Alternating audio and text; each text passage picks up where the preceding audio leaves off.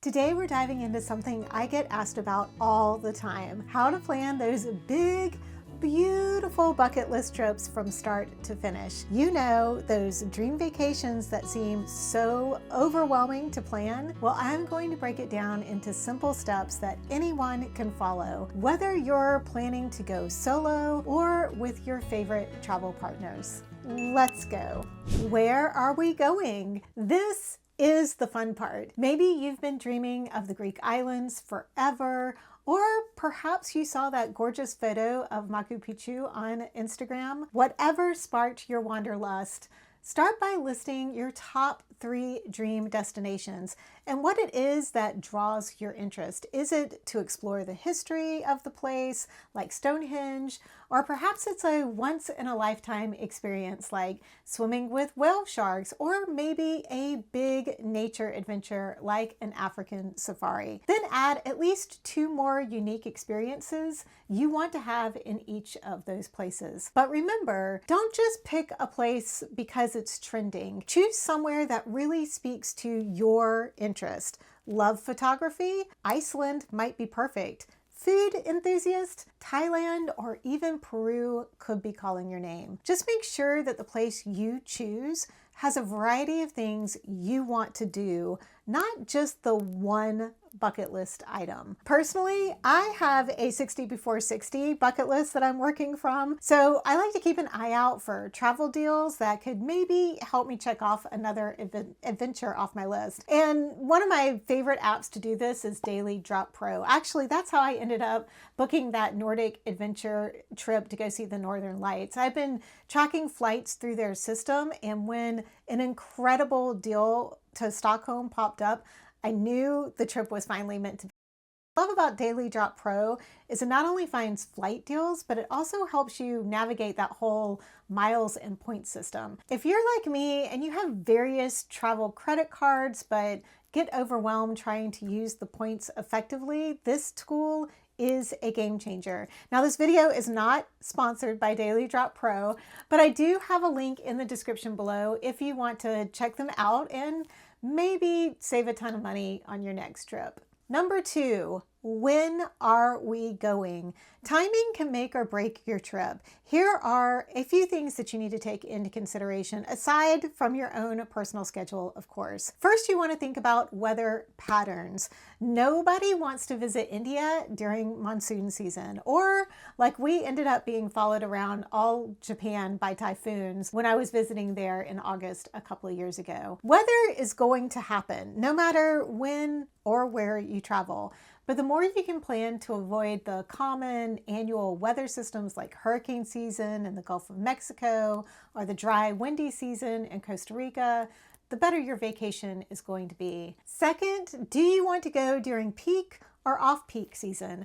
There are arguments to be made for both. There's a reason that most locations have a peak season. If you want to see the cherry blossoms in Japan, you're going to have to go during peak season. Or if you want to visit the real Santa's village 2 weeks before Christmas, definitely peak season, like we learned when we were in Finland. Obviously, if you are not going for a specific seasonal event, traveling just after or just before these popular seasons will save you a lot of money. Although we were above the Arctic Circle during peak season, it was off season in both Helsinki and Stockholm, so we saved a lot of money on our accommodations in both of those places, sort of balancing it all out in the end. And third, do your research on when local festivals or major events are going to be taking place. When we were planning our trip in Japan, we made sure not to overlap any big festivals for 2 reasons. One, you could run into many places being closed to celebrate, and 2, your accommodations could be way more expensive due to more local people coming in for the celebration. Step number 3, who is coming? This is huge because it affects everything else. Solo trip? You go, girl. Romantic getaway with your partner? Girls trip? Or a full family vacation? Each type of trip needs different planning. If you're traveling with others, here's my golden rule. Have an honest conversation about expectations, budget, and travel styles before you start booking anything. Trust me, finding out that your travel buddy is a hostel stayer while you're dreaming of those cute little boutique hotels is way better discovered early. You're also going to be able to plan much, much better for everyone's different desires and abilities for the activities and excursions that you want to book. For example, when I'm traveling with my daughter, I am planning way different activities and excursions than when I travel with my mom. Just very different travel expectations and desires for both of them. Step number 4, what's the budget? Yes, let's talk money. I know it's not the most exciting part and maybe can be a little uncomfortable to talk about, but it is crucial. And here is my formula. You're going to start with the most expensive stuff first, like your flights and accommodations. Then you're going to allocate for your daily food and drinks, your activities and tours, which are probably going to be the second most expensive part of the equation. Then you're going to add in money for transportation, your shopping and souvenirs. And then finally, you're going to have what I call an emergency fund or the emergency credit card, making sure I have about 15% extra available just in case. I have started using the Travel Spend app to keep track of all of my expenses for each trip, and it is making it so easy to stay on top of my budget, and it gives me a breakdown of how much I am spending averaged out per day for the entire trip. So it really gives you a fantastic screenshot of where you are during your travels on how much you are spending. And if you maybe need to cut back a little bit, or if you've maybe got a little extra that you could possibly do another excursion or something. Yeah, it has been a game changer for sure. Really, really love this app. I will have it linked below, as well as many of the other things that I am talking about in this video today. And another thing I get for just in case is travel insurance. This isn't where you want to cut corners on your budget. I learned this the hard way when I had a prepaid multi-excursion trip to Iceland that I booked through Iceland Air. I was flying direct to Iceland from Seattle, but I had booked a separate ticket on Alaska Air to get to Seattle from Portland. Unfortunately, we had a huge ice storm in Portland the day I was supposed to fly out, and my flight to Seattle was canceled, but my Iceland Air flight leaving Seattle did not get canceled. I did get rebooked for both flights the next day, but I had no recourse for gaining that lost day back, and I lost the money that I had paid for my one-night accommodation and the excursion I was supposed to go on. After that trip, I have always gotten travel insurance. Good travel insurance covers not just medical emergencies, but also trip cancellations, lost baggage, and weather delay situations like I ended up having. Yes, it's an extra expense, but think of it as protecting your entire travel investment. I always factor this into my initial budget now. It's just as important as your flights and accommodations. Many credit cards will offer travel insurance, especially if you're booking your tickets using that credit card. But if you're looking for something more comprehensive, I do have a link in the description below that leads you to like a place that will help you source out the best travel insurance for your specific trip. Step number 5, destination research. This is where we're really going to dig in. I can spend hours searching Instagram, looking for interesting locales and foods, especially foods, to try at different destinations. The Instagram post will lead me to really interesting blog posts from fellow travelers with much more in-depth information. And of course, I watch a lot of YouTube videos and vloggers to get more ideas. In fact, it was from watching quite a few travel vloggers before this last Nordic adventure trip that inspired me to book a night at the Snow Hotel. Then I like to set up a Google Calendar for the trip, especially for one where I'm going to be moving around every few days so that I can keep track of the accommodations or transportation that I'm taking between different places. What I love about the Google Calendar is that you can add notes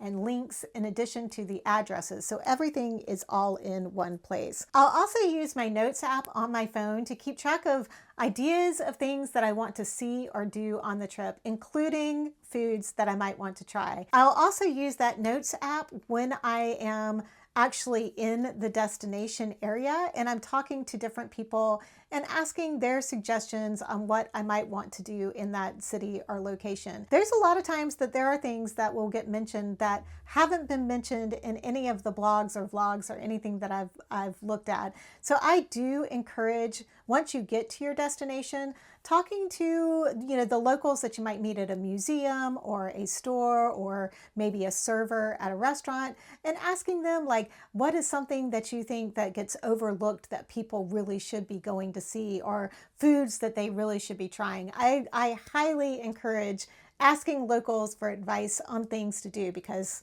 they live there. They know what the best things are. And I'll use my notes app to just keep track of those while I'm traveling too. Step 6, book your airfare. It's time to make the trip real. As I mentioned before, I'll keep an eye on the Daily Drop Pro flight deals that I receive daily, but I also use Google Flights and the Hopper app to track flight prices and get an idea of the best time to buy tickets. Very generally speaking, for the best prices, you'll want to book your domestic flights about 1 to 2 months in advance. And for international flights, you're usually looking at 2 to 5 months in advance. But it really does depend on whether you want to fly during a traditionally heavy travel season like the winter holidays or in the summer. I almost always fly on Tuesdays and Wednesdays, and I try to get an early flight, if not the first flight out, with as few connections as possible. If you're not finding a good flight from your normal home airport, consider looking at other airport options around you. Because Raleigh-Durham is my normal airport, sometimes the options aren't as robust as they are if I were flying out of Charlotte. But because it's almost double the drive time to Charlotte, it's got to be a damn good deal for me to choose to fly out of Charlotte. But you could be lucky enough to live somewhere with multiple international airports and easy driving distance. So make sure that you're looking at all of your options. Step number 7, booking your accommodations. This is variable depending on the type of trip I'm taking and if there is some sort of unique place that I want to stay in. There are some places and seasons you'll want to book your accommodations really early, and other times you can wait until almost the last minute. With the Nordic trip, I knew I wanted to stay at the Snow Hotel for the unique experience, and I knew that it would have to be booked really early. So that was the first thing that I booked, and then I kind of worked the rest of the trip around those dates. The second place I booked for the trip was an Airbnb in Tromsø, Norway, because I also knew that we were going to be there for almost a full week during their high season. I knew I wanted a place with a washer and dryer and space for us to be able to spread out and work. Then I didn't book our hotels for Stockholm and Helsinki until just a couple of weeks before the trip. In fact, I didn't even book our last hotel in Stockholm until a couple of days before because it was low season in both of those cities. Other than the Snow Hotel, for all the other locations, I use the Google map to find hotels or Airbnb options that are going to be close to the places that we want to visit. I really prefer to stay somewhere that I can walk almost anywhere I want to go, especially when I am staying in a city. I did use Expedia to book my hotels for this trip, and I especially liked how easy it is to see the ratings and reviews, and that really does help narrow down the options. If you're traveling somewhere that you might have a higher concern for safety, you can use the Google Maps Street View to get an idea of what the area around that particular accommodation looks like before booking it. This is a little more difficult with Airbnbs or other home rentals because they don't generally give you the address until after you've booked, unfortunately. Step number 8, paperwork. Not the glamorous part, but oh so important.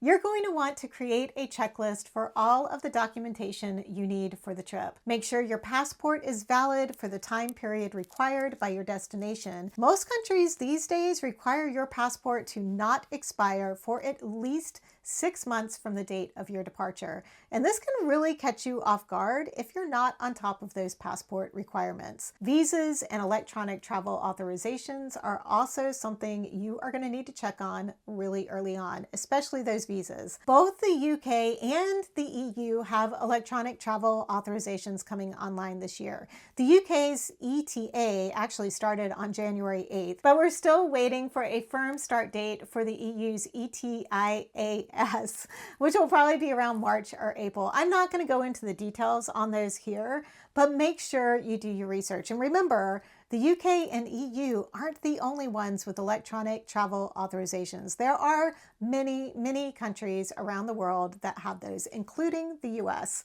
You'll also need to check if you will need any vaccinations for where you are going, or if you are on medications you need to bring with you, check to see if you need to bring prescriptions with you, or more importantly, if that medication is actually legal in the country you're going to. For example, even if you have a prescription, you cannot bring Adderall with you to Japan. Again, do your research and make sure to have the right paperwork or digital copies of the paperwork with you. I always have a copy of my passport, travel insurance documents, and visas in a folder on my Google Drive. That way I can access them on a computer if I happen to lose my phone. Step number 9, book excursions. This is fun. By now, you are super excited about your trip and you want to do all the things. But here's my advice. Don't overschedule yourself. You need to leave room for both spontaneity and rest.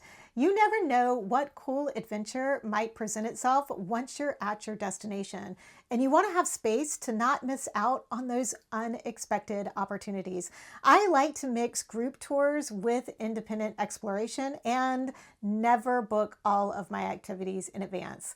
Some of the best experiences happen when you're being flexible. If there's something that is absolutely top of your list of things you want to do and you know it's a busy season at your destination, book that well in advance. When we went to Paris, one of the first things I booked was the Eiffel Tower tour for first thing in the morning because I knew that was something that was going to sell out. On this recent trip, I didn't book our Northern Lights excursion until we arrived in Tromsø because it's such a weather-dependent excursion. I was glad I hadn't because the weather hadn't been very good for the weeks leading up to our trip. Luckily, because I booked just a few days in advance, on the one day the weather was looking good, we had an amazing aurora experience. I do like to use Viator to find cool and unique tour opportunities, and it is the app that I use to book all of our excursions and tours during this last trip. I will say my absolute favorite excursion on that trip was feeding the reindeer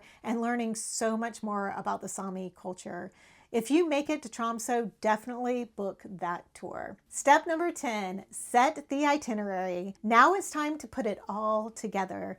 Again, using the Google Calendar, I will create a loose daily schedule that includes what sites we want to see that day, tour times if we have one, and any other reservations we might have. Honestly, for my personal trips, I keep that itinerary pretty loosey-goosey. I try to only have like 3 things I want to accomplish each day, like 2 museums and a special restaurant, or 1 excursion, because a lot of those take all day. I find that not only is it too exhausting to do more than 3 things in one day, but it also becomes very overwhelming. I prefer to take my time, soak in the culture of the place, than be somebody who's rushing from place to place and tied to a clock when I'm on my vacation. Step number 11, time to pack. Yay! You're ready to head off on your adventure, and there's just one last hurdle to jump. What and how to pack. Lucky for you, I have done a ton of packing videos, so just check out this playlist next to find some great strategies to get you all packed up. Now, I realize that my way of planning is just one of many ways to plan your next trip. So please share in the comments below any and all helpful tips that you have for planning a bucket list trip. And while you're down there, let me know where you are planning to go to next. Thank you so much for watching, and I hope you have safe and wonderful travels.